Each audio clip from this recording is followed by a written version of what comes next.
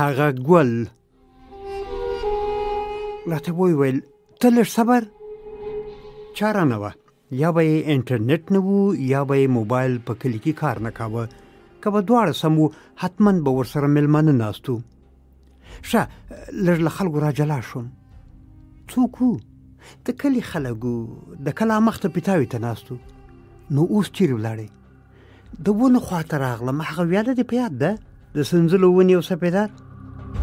په کمکینې ډېر ورغلی وم. هغه وخت لویانو ډارولو چې ماران په سنځلو مین دي، د سنځلو له ونو لرې ګرځئ. له سنځلو لرې ګرځه ماران ونه لري. ماران نن سبا چاته څه نه وایي، له انسانانو د خدای لرې لره. ویې خندل. د سنځلو ونې او ورپسې د سپېدارو کتارونه مخ په ځوړې مځکې کې ولاړ وو.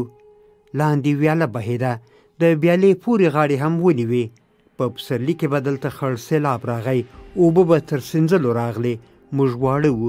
یوه ورځ چا وویل سیلاب مړی راوړی، ناپېژندویه مړی. له کوره یې نه ور پرېښودو چې ورشو ویې ګورو. میندو ویل سیوری به یې در باندې پرېوځي. دی بام ته وخوت. زینه نه وه. د غوجلې تر څنګ وچ بوټي پراته وو، په هغو ختلی وو. اشاره یې راته کوله چې ور وخېږم. زه ډارېدم. دی د بام هغې بلې څنډې ته ولاړ چې د سنځلو ونې ترې ښکارېدې. یا به چا لیدلی وو یا به یې په بام دربی چا اورېدلی وو.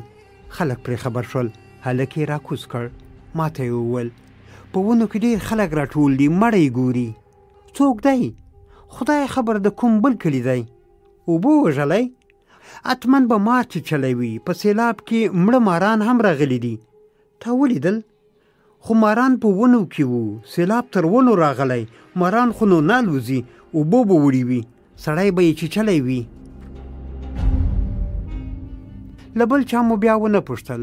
دواړه په همدې باور وو چې د بل کلي سړی په ونو کې مار چیچلی او سیلاب ماران او مړ سړی زموږ تر کلي راوستی. خو ولې زموږ تر کلي؟ ده وویل ملا ویل هلکان لمونځ نه کوي، د خدای قهر دی. نو په بل کلي کې یې کوي؟ ځواب مو نه درلود. له بل چا مو نه پوښتل. خبره مو منلې وه. ومې پوښت نو په کلي کې نه ډارېږې؟ ډار شته خو چاره هم نشته. ولې؟ نو چاته یې پرېږدو؟ لکه د کمکینې غوندې مې ځواب نه درلود. ده به هم ځواب نه لاره. موضوع مې بدله کړم. په کلي کې د لیکلو سوژې ډېرې وي، یو څه باید ولیکې. خبرې ډېرې دي، بس چې ښار ته ورسېدم بیا درته وایم.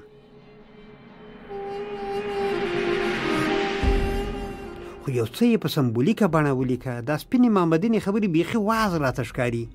که واز ته ونه کړې بل یې ورته کوي. بیا به دې د سنځلو له ونو منع کوي. مړی به د بل وي، ګناه به یې ستا وي. څه به مې ورته ویل؟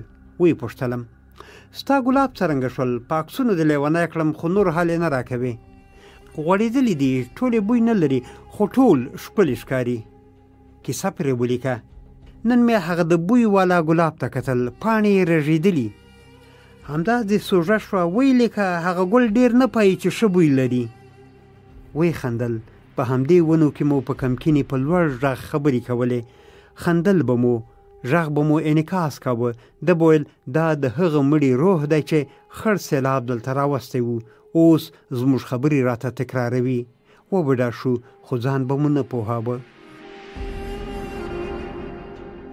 ګوره هغه خلک به اندېښمن شي چې ولې ترې تری تم شوم. بېرته باید ور وګرځم. ښه کله له کلي راځې؟ که ژوند و ژر. ژوند باید وي. څه پخه مو راوړې؟ خو ګوره ته خو په کیسو کې واز نه کوې. خلکو ته د کیسې داسې ښکاري لکه موږ ته چې به د سنځلو ونې په کمکینې ښکارېدې. یو څه ښه شه په ګلابو د کیسه بیا راولېږه. لا مې د ګلاب کیسه نه ده لیکلې. دی راستون نه شو. د بیالې هغه لور د سنځلو او سپېدارو تر ونو ورپورته په ابدي خوب ویده دی. که ورغلم په شناخته به یې لیکم هغه ګل ډېر نه پایي چې ښه بوی لري.